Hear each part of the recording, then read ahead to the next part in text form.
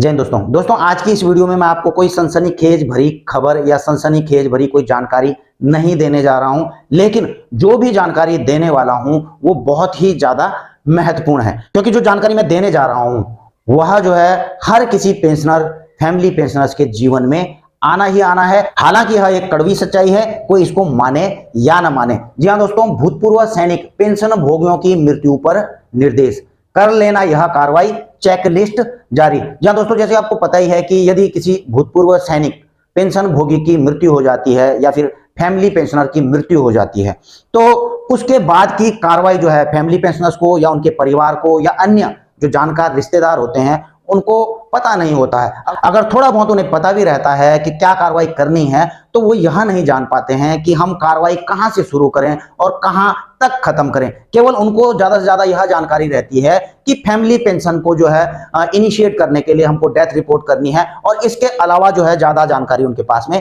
नहीं रहती है। तो दोस्तों, इन सब चीजों को देखते हुए सैनिक कल्याण एवं पुनर्वास उत्तराखंड ने जो है एक इस प्रकार से आप देख रहे हैं पूरी चेकलिस्ट जारी करी है, ताकि जो है भूतपूर्व सैनिक, उनके फैमिली पेंशनर्स और उनके बच्चों की जो फैमिली पेंशनर्स हैं उनको जो है अगर इस प्रकार का कोई दुर्घटना या हादसा हो जाता है तो ये सारी एक चेकलिस्ट बनाई हुई है। इसके आधार पर किसी को भी किसी प्रकार की जो है ज्यादा दिक्कत ना आए। अब ये चेकलिस्ट दोस्तों क्या है, आप देख रहे हैं भूतपूर्व सैनिक पेंशन भोगी मृत्यु पर पति ऑब्लिक पत्नी ऑब्लिक निकट संबंधी द्वारा की जाने वाली कार्रवाई। अब देखिए दोस्तों, यदि भूतपूर्व सैनिक एक्सर्विसमैन की मृत्यु हो जाती है तो उनके पत्नी, निकट संबंधी या उनके परिवार वालों को क्या कार्रवाई करनी चाहिए और कहां से शुरू करनी चाहिए। तो इसमें चेकलिस्ट में आप देख रहे हैं, सबसे पहले मृत्यु के कारण और मृत्यु प्रमाण पत्र के लिए चिकित्सा प्रमाण पत्र प्राप्त करना। तो दोस्तों, सबसे पहले जो है अगर किसी पेंशनर की मृत्यु हो जाती है तो उस मृत्यु का कारण और डेथ सर्टिफिकेट जो है बनाना चाहिए, और यदि जो है एक्सीडेंटल डेथ हुई है तो उसका भी जो पोस्टमार्टम रिपोर्ट, ये सारी चीजें कलेक्ट करनी चाहिए। ठीक है, एफआईआर, ये सारी कॉपियां कलेक्ट करनी चाहिए, और क्यों करनी चाहिए मैं आपको आगे बताऊंगा। और इसके अलावा तो डेथ सर्टिफिकेट के लिए अप्लाई करना ही है। आगे दोस्तों, पेंशन संवितरण प्राधिकरण पीडीए को मृत्यु प्रमाण पत्र के साथ डीपीडीओ ऑब्लिक सीपीपीसी ऑब्लिक स्पर्श में इसलिए कह रहा हूं क्योंकि अब जो है स्पर्श में भी जो है पेंशनरों की जो पेंशन डेटा है वो चला गया है, तो पीडीए उनका क्या हो गया है, स्पर्श पीसीडीए हो गया है। में आपके बैंक के माध्यम से जमा करें, तो वहां पर क्या करना है, जो अभी डीपीडीओ या बैंक से पेंशन ले रहे हैं तो वो जो है सीपीपीसी को डेथ सर्टिफिकेट जो है सबमिट करेंगे। और कैसे करेंगे, जिस बैंक ब्रांच से जो है उनकी पेंशन आ रही होगी, जिस बैंक ब्रांच में उनका पेंशन खाता है, तो वहां से सबमिट करेंगे। तो बैंक ब्रांच इस चीज को आगे पुटअप कर देगा सीपीपीसी के लिए और फैमिली पेंशन के लिए इनिशिएट कर देगा। अब इसी में दोस्तों आपको यह भी बता दूं कि जो स्पर्श से पेंशन ले रहे हैं, तो जो स्पर्श से पेंशन ले रहे हैं तो उनको डेथ रिपोर्ट करने का दूसरा तरीका है। आपने स्पर्श का पोर्टल खोल दिया, आपने जो है यहां पर सर्विसेज में चले गए, उसके बाद जो है आप देख रहे हैं यहां पर कई ऑप्शन है, तो यहां पर दिखाई दे रहा है फॉर फैमिली करके जो है एक ऑप्शन है। फॉर फैमिली में देखेंगे आप रिपोर्ट इवेंट, और सबसे नीचे अगर आप देखेंगे यहां पे तो start family pension oblique death reporting, तो यहीं पर से जो है अगर आप इसको क्लिक करेंगे तो यहां पर से जो है जो फैमिली पेंशन है उसके लिए डेथ रिपोर्टिंग भी होगी।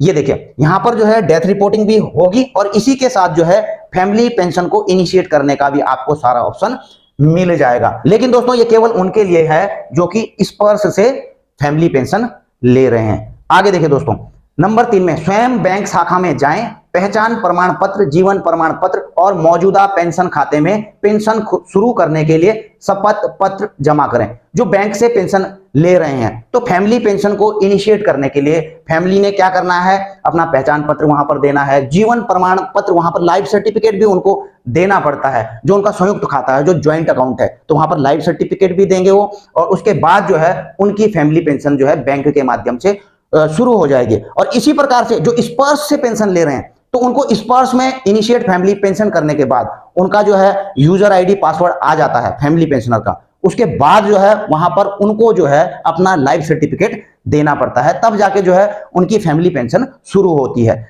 अगला, लाइफ टाइम एरियर एलटीए के लिए दावा करें। जो लाइफ टाइम एरियर होता है उसके लिए जो है आप क्लेम कर सकते हैं। अगला, रिकॉर्ड कार्यालय ऑब्लिक एमपीएस और पीसीडीए पी को सूचित करें। तो यदि एक पेंशनर की मृत्यु हो जाती है तो सोल्जर बोर्ड के माध्यम से आप जो है रिकॉर्ड ऑफिस को जो है इसकी सूचना दे सकते हैं और पीसीडीए को भी इसका जो है आप सूचना दे सकते हैं। तो ये चीज आप सोल्जर बोर्ड के माध्यम से कर सकते हैं। अगला, एजीआईएफ से विस्तारित बीमा दावा के लिए आवेदन करें यदि लागू हो।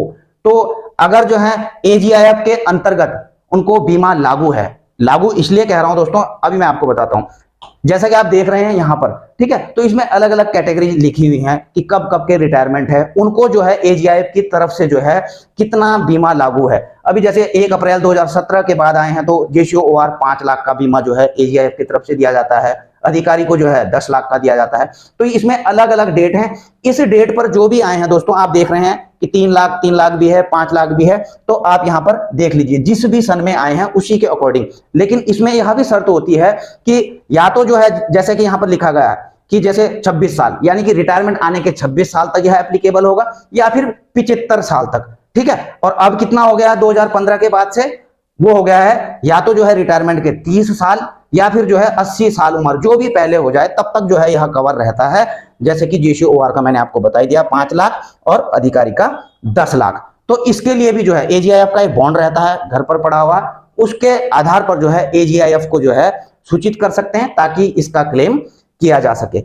अगला, एक्स सर्विसमैन पहचान पत्र जेडएसबी लौटाएं और सेवानिवृत्त अधिकारी कार्ड / भारतीय सेना वेटरन कार्ड मुख्यालय को वापस करें। यानी कि जो एक्स सर्विसमैन के जो कार्ड होता है, जो पहचान पत्र होता है, तो जिला सैनिक बोर्ड में जो है इसको जमा करा देना है और जो है विधवा कार्ड के लिए जिला सैनिक बोर्ड में आवेदन करें। तो वहां पर से जो है विडो कार्ड मिलेगा एक्स सर्विसमैन का, तो सोल्जर बोर्ड से जो जिला सैनिक बोर्ड है वहां पर आवेदन करें, वहां पर जो है उनको एक उनका पहचान पत्र बना दिया जाएगा।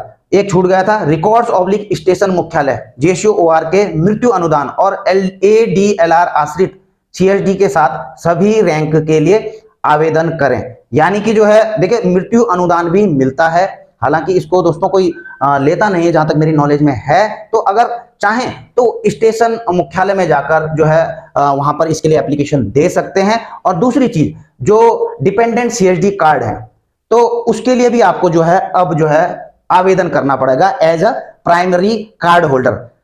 ईसीएचएस और सीएसडी के साथ प्राथमिक सदस्यता की प्रक्रिया पूरी करें। जैसे कि आपको पता ही है कि जो प्राथमिक सदस्य होता है वह होता है एक्स सर्विसमैन जो पेंशन ले रहे होते हैं, जो सर्विस पेंशन ले रहे होते हैं। तो पहले क्या रहते हैं, वो प्राथमिक या प्राइमरी मेंबर होते हैं, प्राइमरी होल्डर बेनिफिशियरी होते हैं। लेकिन उनकी मृत्यु के बाद जो है जो प्राइमरी बेनिफिशियरी कौन हो जाएंगे, उनकी फैमिली पेंशनर।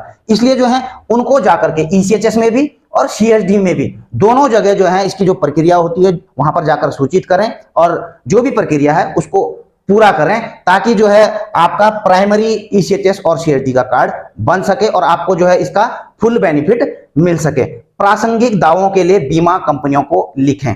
यदि जो है कोई भी इंश्योरेंस कराए हुए हैं, चाहे वो एलआईसी के माध्यम से हो या कहीं के भी माध्यम से हो, तो जो है उनको जो है बीमा कंपनियों को जो है लिखना है। और देखिए दूसरी बड़ी बात मैं आपको यह भी बता दूं कि जैसे डीएसपी अकाउंट है, डीएसपी अकाउंट में जैसे एसबीआई में है 30 लाख, पीएनबी में 50 लाख या अलग अलग बैंकों में जो भी है, तो उसके लिए भी अगर एक्सीडेंटल डेथ हुई है तो उनके बीमा कंपनियों को भी आपने सूचित करना है, ताकि जो है वह इंश्योरेंस की राशि जो है मिल सके। और जो डीएसपी अकाउंट वाली बात है, कई पूछते रहते हैं कि यदि किसी बीमारी या फिर नेचुरल डेथ होती है तो भी क्या बीमा कवर मिलता है, तो ऐसा नहीं है, वो केवल एक्सीडेंटल डेथ के लिए, ठीक है। लेकिन कुछ अन्य बीमा कवर होंगे, वो आपको देखना पड़ेगा कि उसमें क्या शर्तें हैं।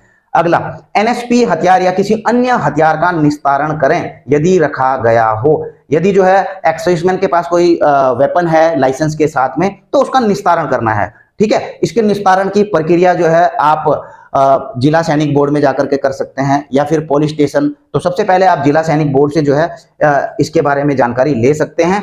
अगला, नियम और शर्तों के अनुसार एफडी / बैंक बैलेंस या किसी अन्य योजना से जुड़ी किसी भी बीमा योजना के लिए क्रेडिट कार्ड या किसी भी ऋण अकाउंट पर बकाया राशि का भुगतान करें। यानी कि अगर जो है पेंशनर के किसी भी अकाउंट में उन्होंने क्रेडिट कार्ड ले रखा है, वहां पर उनका बकाया है, या फिर कोई ऋण लिया हुआ है उसका बकाया है, तो उनका जो है भुगतान करने की बात की गई है, क्योंकि उसका भुगतान तो करना ही है, तो उसका भुगतान अगर कर दिया जाए तो ज्यादा बेहतर है। अगला, फाइल बंद करने के लिए आयकर विभाग को मृत्यु की सूचना दें। यदि इनकम टैक्स फाइल करते हैं पेंशनर, तो जो है इनकम टैक्स की साइट पर जो है उनकी फाइल बंद करने के लिए जो है उनका डेथ सर्टिफिकेट अपलोड करके इनकम टैक्स डिपार्टमेंट को सूचित किया जा सकता है। तो दोस्तों ये थी सारी जानकारियां और ये पूरी चेकलिस्ट भी है, इसका आप चाहें तो स्क्रीनशॉट भी ले सकते हैं। बड़ी महत्वपूर्ण जानकारियां हैं, जरूरी नहीं कि जो है एक पेंशनर को ही इसके बारे में पता हो, उनके फैमिली पेंशनर को भी यह पता होना चाहिए, उनके जो निकट संबंधी हैं या बच्चे जो बड़े हो चुके हैं उनको भी इन चीजों के बारे में पता होना चाहिए, ताकि जो है अगर इस प्रकार की कोई दुर्घटना हो जाती है तो किसी प्रकार का जो है गाइडेंस की अनुपलब्धता के कारण, जानकारी के अभाव में इधर उधर ना भटकना पड़े और जो सिस्टम बताया हुआ है उस हिसाब से जो है पूरी कार्रवाई करें। इसी के साथ मैं अपनी वीडियो यहीं पर समाप्त करता हूं। जल्द मिलेंगे नई वीडियो में नई जानकारी के साथ। जय हिंद, वंदे मातरम।